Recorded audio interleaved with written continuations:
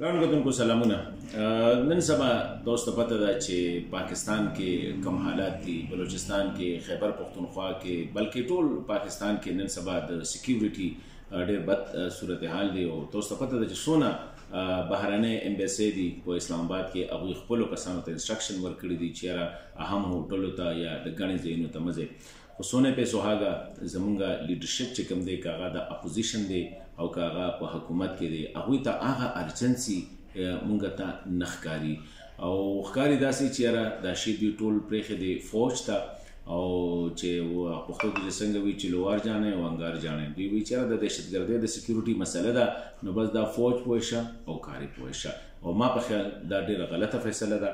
د کم صورتحال چې کوم دی دا یو هولیسټک اپروچ غواړي، په دې کې به سیاسي لیډرشپ چې کوم دی هغوی به لیډ کوي ارسپیکټیو اف د ډیوایډ، که هغه اپوزیشن کې دي که هغه په حکومت کې دي.